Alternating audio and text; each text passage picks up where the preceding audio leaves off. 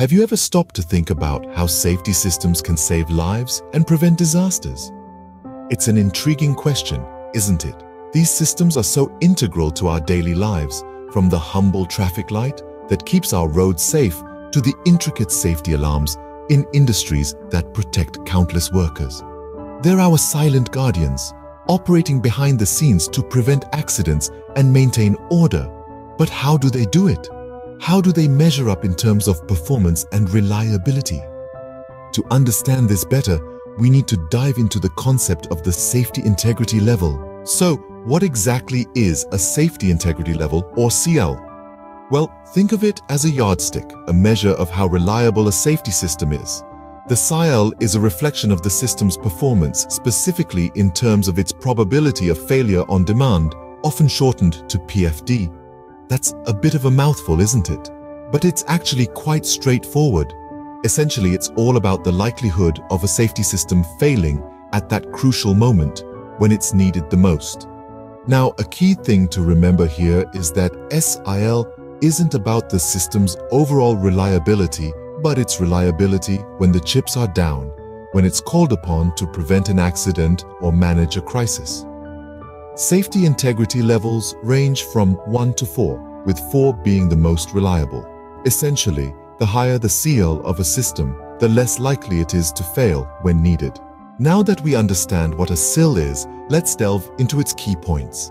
Safety integrity levels, or SILs, are divided into 4 categories: SIL 1, SIL 2, SIL 3, and SIL 4. Each of these levels represents a different degree of safety risk, with SIL 1 being the lowest and SIL 4 being the highest. But how are these levels determined? Well, it's not as simple as drawing a name out of a hat. The assignment of a SIL is a carefully considered process based on comprehensive risk assessment.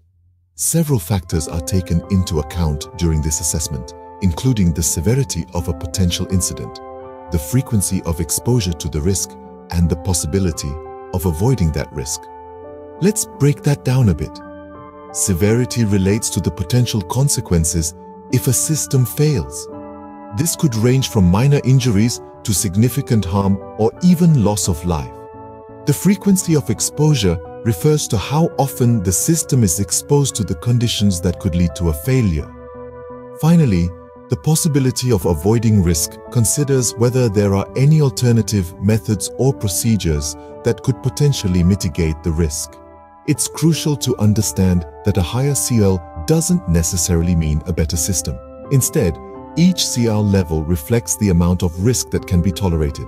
For instance, a system assigned a SIL 1 has a higher risk tolerance than a system assigned a SIL 4. In essence, the SIL system is a tool for quantifying and managing risk. By identifying the level of risk associated with a system and assigning an appropriate SIL, organizations can more effectively manage safety and reduce the likelihood of system failures.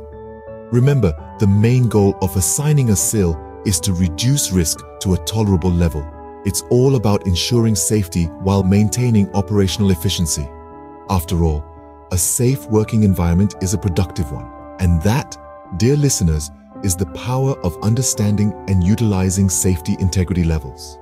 You might be wondering, how does this apply to me, especially if I'm an engineer?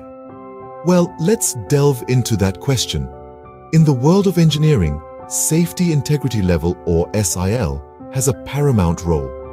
Particularly in high-stake industries like oil and gas, nuclear and chemical plants, understanding and applying SIL is not merely an option, it's a necessity. Imagine you're an engineer designing a safety system for a nuclear power plant. The stakes are sky high. If your system fails, it could lead to catastrophic consequences, including potential loss of lives, not to mention the environmental impact. This is where SIL comes into play. By accurately calculating the safety integrity level of your system, you can gauge the probability of failure on demand, or PFD. This allows you to design a system that minimizes risk and maximizes safety. But it's not just about preventing catastrophic events. The application of SIL also extends to the protection of equipment. In the oil and gas industry, for example, equipment can be incredibly costly. A system failure leading to equipment damage can result in a significant financial loss.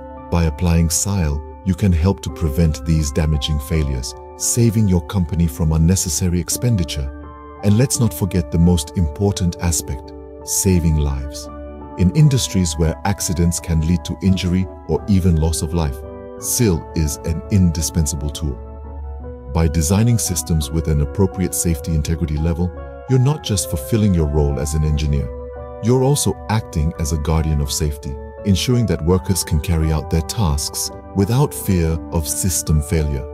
So, whether you're working in the nuclear sector, the oil and gas industry, chemical plants, or any other field where safety is a key concern, SIL is a critical tool in your engineering toolkit.